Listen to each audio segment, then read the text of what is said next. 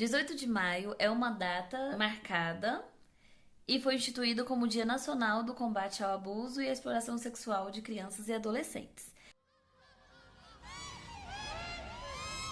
Essa é mais uma produção do Ninféias, Núcleo de Investigações Feministas, com apoio da Praxe e da Proex.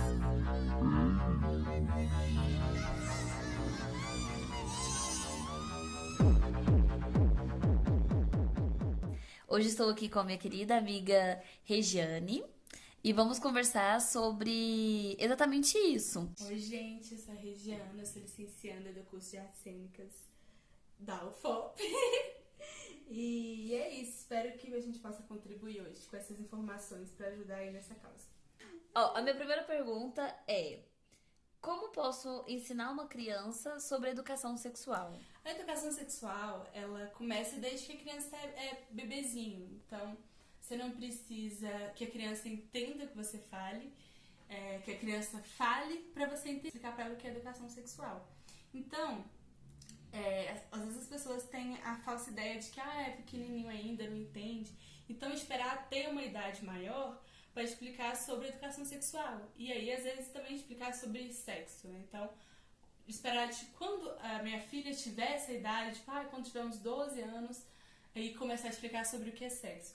Mas antes da gente explicar o que é sexo, a gente tem que explicar o que é a sexualidade em si, a educação sexual. Não porque a gente não tá para ensinar o que é fazer sexo, mas para ensinar como se prevenir também de possíveis assediadores, possíveis assédios que possam vir. Então, a educação sexual, ela vem também para a criança entender, ajudar a criança a entender o próprio corpo, ajudar na prevenção contra abusos e tal, e também no lugar de prevenção de tudo que possa vir a partir da sexualidade dessas crianças. Quando ele é uma criança bebezinho e tal, você tem a obrigação de zelar pela privacidade da sua criança, ou da criança que você está perto, que você tem algum tipo de contato.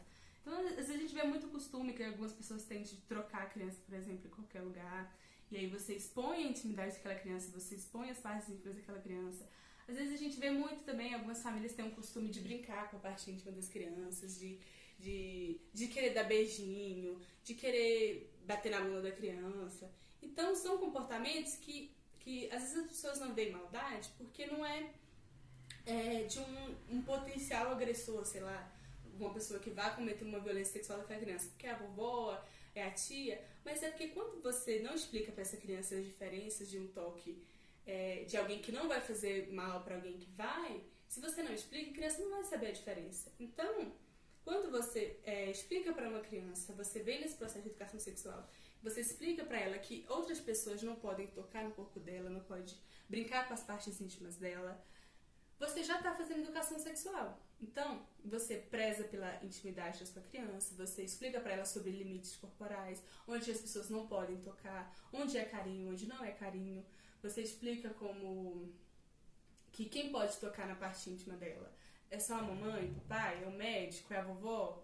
Se outra pessoa tocar na parte íntima dela, você já fala para ela o que ela tem que fazer, para contar para você que você vai acreditar nela, seja qual for o toque da pessoa, que não se toca na parte íntima, que ela não pode brincar com a parte íntima de outras pessoas, nem de outros colegas, nem de outros adultos. E nisso já entra também o caso de selinho. Muita gente não vê problema em selinho, mas é como eu tinha falado anteriormente, que quando você dá um selinho numa criança, ela não vai saber a diferença entre você e outra pessoa, um tio, uma tia, uma pessoa que vai violentar. Então, mesma coisa, beijo é um carinho de adulto. Então você explica para essa criança que a criança não beija, que beijo é um carinho de adulto. Ensinar sobre educação sexual é mais como um mecanismo de defesa também. Vai auxiliar muito mais na proteção dessa criança do que ensinar ela sobre sexo, mas sim sobre sexualidade, sobre prevenção também. Já que você falou sobre ensinar a criança sobre sexo, como que eu posso falar de sexo com uma criança? Como que eu posso ensinar a criança sobre como os bebês veem? Tipo, se uma criança chegar e perguntar, como falar isso pra ela? Porque, assim, às vezes, a gente fica floreando muito e isso impede que a criança realmente saiba o que tá acontecendo e saiba lidar com as questões da vida infantil. Sim. Então, como explicar pra uma criança como os bebês veem e como O que é o sexo? É sempre bom a gente ser muito claro quando fala essas coisas, porque como você disse, se a gente floreia demais, acaba que a criança não entende de fato o que aconteceu. É que nem quando alguém morre e a pessoa fala, ai, virou uma estrelinha. Aí talvez a criança, sabe, a informação não chega direito. Então é sempre bom ser muito claro. Então quando você vai, qualquer informação sobre sexo que você vai passar para uma criança, é muito bom você ter o filtro primeiro de devolver essa pergunta para a criança. E você fala, tipo, se a criança pergunta pra você, o que é sexo? Você pergunta, o que você acha que é sexo?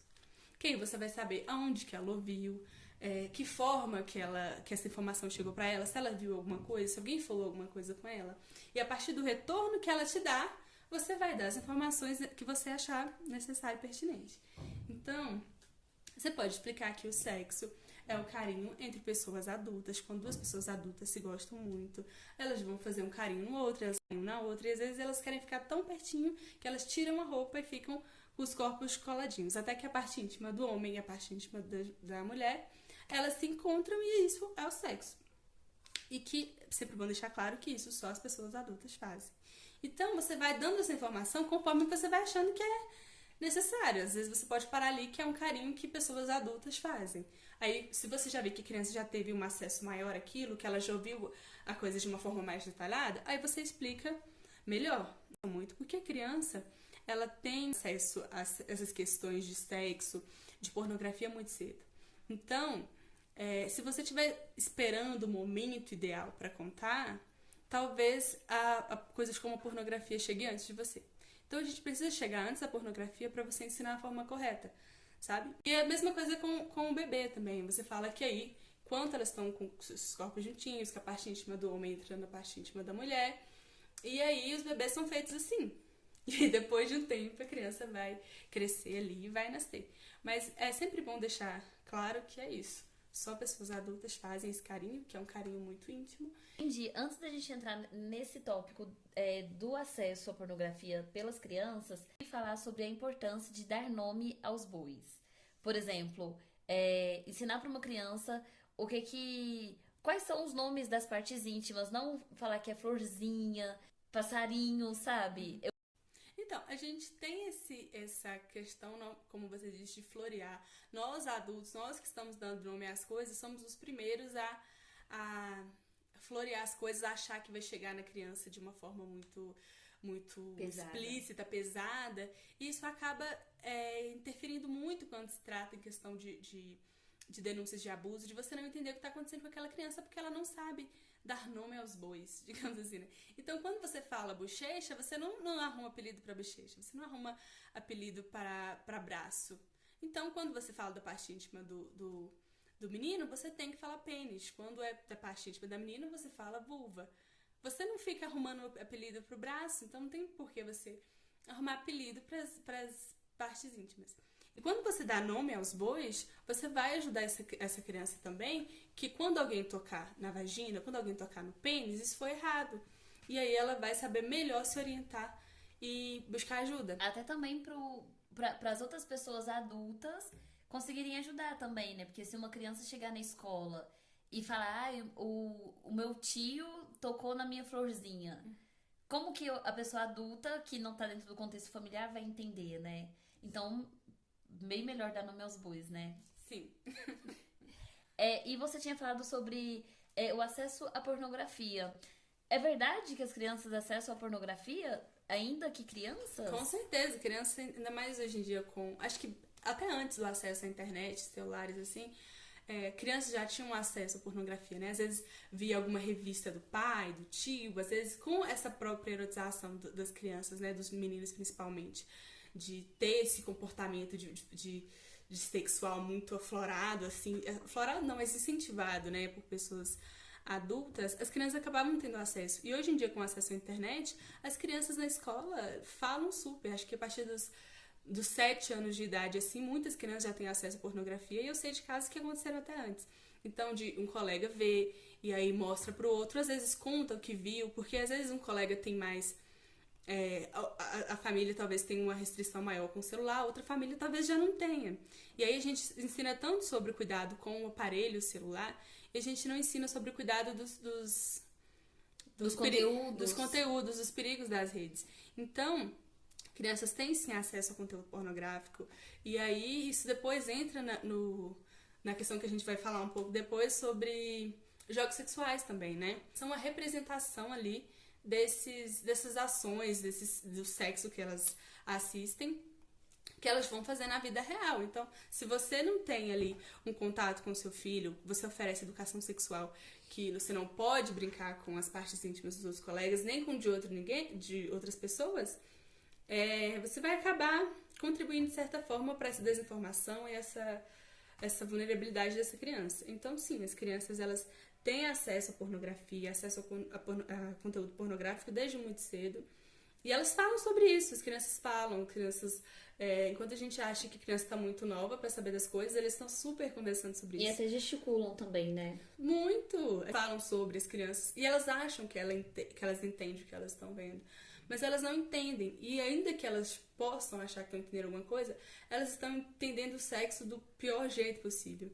Então, se você não chega antes para mostrar aquilo de uma forma melhor para o seu filho... E natural, para que quando ele tiver acesso a isso, porque vai ter de uma forma ou de outra, ele já entender que as coisas não são bem daquele jeito, se você não chega antes, a pornografia chega e seu filho já tá tendo um acesso que ele não deveria ter. Como que você acha que a gente pode lidar com uma criança que tem acesso à pornografia sem excluir essa criança das outras crianças? Sempre quando se fala de criança e abuso sexual, educação sexual, violência, a gente precisa, primeira coisa, a gente precisa acolher a criança. Porque em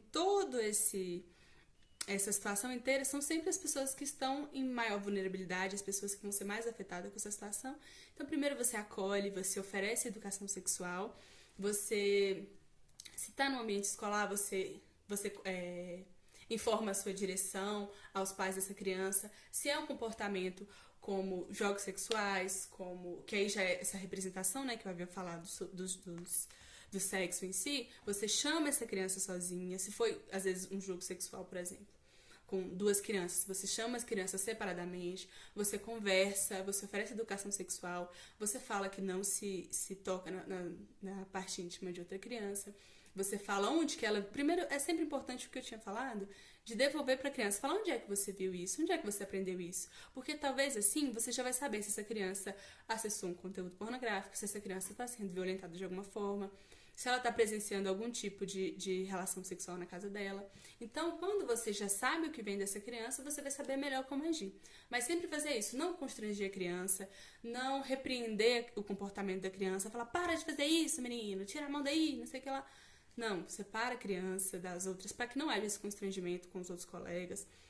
Converse com calma, sem repreender e ofereça educação sexual para essa criança. E se for o caso de denúncia, você informa a família, pessoas responsáveis na escola ou no trabalho, onde for, sabe? E aí a gente encaminha depois da denúncia. Mas é sempre importante isso, acolher a criança, oferecer educação sexual. Se for uma questão de abuso, sempre é bom informar não, mas fazer essa criança entender que não existe essa culpa, porque não importa qual for o tipo de abuso sexual, a gente sempre vai ouvir que essa criança ela tem medo, ela tem culpa. Então você primeiro acalma essa criança, acolhe, e aí depois faz o resto das providências, né? Ali oferecer educação sexual e partir para informar as pessoas que devem ser informadas a partir responsabilizadas por essa criança. Você tinha falado sobre jogos sexuais e aí você começou a explicar o que são jogos sexuais, mas você poderia se aprofundar um pouco mais no que são jogos sexuais, como identificar esses jogos, como agir se caso a gente identificar que isso está acontecendo com uma criança próxima? Claro. Então, os jogos sexuais, eles são divididos da seguinte forma. Existem os jogos sexuais que são da própria descoberta da criança, da sua própria sexualidade, do seu próprio corpo. Então, às vezes, de querer tocar na parte íntima, querer ver a parte íntima de outro colega, do pai, da mãe. A gente percebe que é um toque de curiosidade, que são perguntas de curiosidade, de descobrir o próprio corpo. E também tem os jogos sexuais, que já são crianças que foram atravessadas por um conteúdo pornográfico, por abuso, por uma questão de sexualidade, assim, de sexo, na verdade, mais pesada. Então, aí já são crianças que vão talvez querer mexer na parte íntima de outro colega, e aí entra todas as questões. Sexo oral, penetração, beijo, entra tudo isso. E aí, como a gente sabe, isso não são comportamentos vindos da cabeça da própria criança. Não é algo de uma curiosidade. Uma criança não vai pedir para outra criança colocar a boca na parte íntima dela, assim, por pura curiosidade. Ou essa criança viu alguém fazendo, ou teve acesso à pornografia, ou alguém fez com ela. Então, quando você vê uma criança que teve esse tipo de... que esteve em algum tipo de jogo sexual, acontece muito em escolas, assim, a gente recebe muito essas denúncias, assim, de jogos sexuais, né? E aí o que você faz? A mesma questão que eu falei sobre abuso, né? Você separa essas crianças, conversa com uma, depois conversa com outra, fala onde que ela viu aquilo, informa os pais e os responsáveis. As crianças vão precisar de um acompanhamento psicológico, talvez fazer uma denúncia, descobrir de onde está vindo esses acessos a esse tipo de conteúdo, para que possa tomar medidas para a proteção dessa criança. E para finalizar, Regiano, primeiro eu gostaria muito de agradecer pela sua contribuição. Essas coisas que foram ditas são dúvidas que eu tinha, e acredito que outras pessoas que possam estar nos ouvindo também têm essas dúvidas.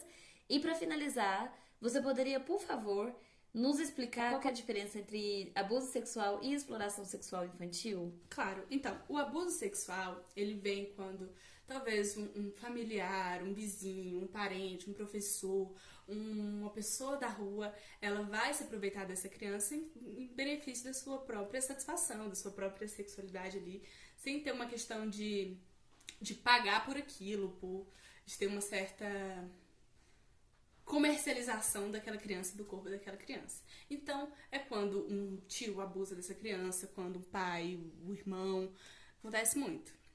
Já a exploração sexual é quando o corpo dessa criança é usado para fazer dinheiro para essa pessoa que está explorando essa criança. Então a gente vê muito esses casos como aquele caso da Ilha do Marajó, que ficou muito famoso esse tempo, de exploração dessas crianças, onde essas crianças realmente são exploradas, né? O corpo dessas crianças é vendido por dinheiro, aí, seja por familiares, seja pela própria prostituição infantil. Que é sempre bom ressaltar, né, que não existe prostituição infantil, existe a exploração infantil. Da mesma forma que não existe pornografia infantil, né, que a gente sabe que é crime compartilhar e armazenar conteúdo pornográfico infantil, mas não existe pornografia infantil, porque a pornografia, ela vem de pessoas que querem estar ali, querem estar naquele cenário e autorizam, né, pelo menos deveria ser, o compartilhamento dessas imagens.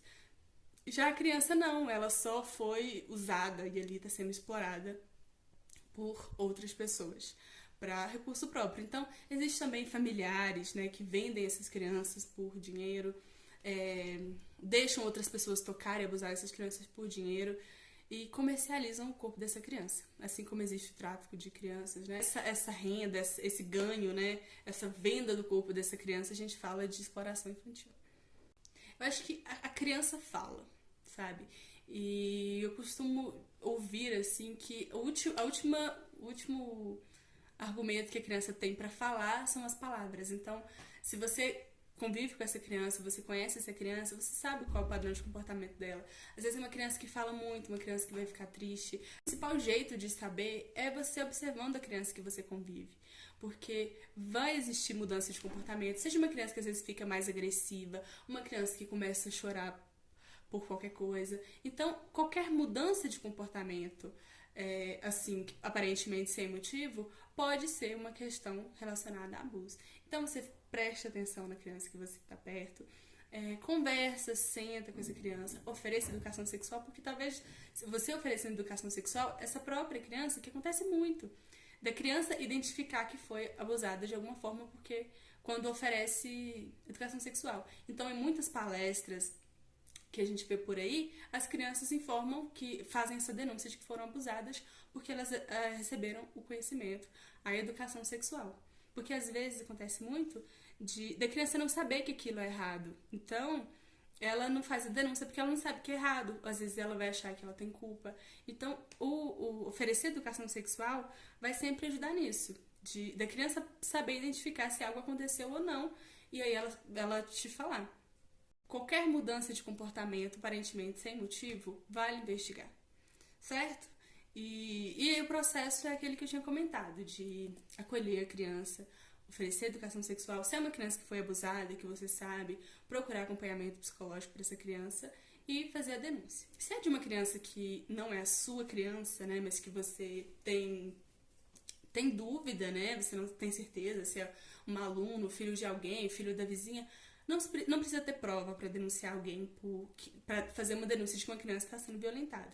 Você faz a denúncia e os órgãos responsáveis por fazer essa averiguação, que vão procurar os culpados, vão acionar o conselho tutelar e vão agir aí na proteção dessa criança. E aí a denúncia você vai ligar pro Disque 100, né? Você não precisa se identificar, isso é bom deixar claro. Você não precisa ter certeza de que essa criança está sendo violentada.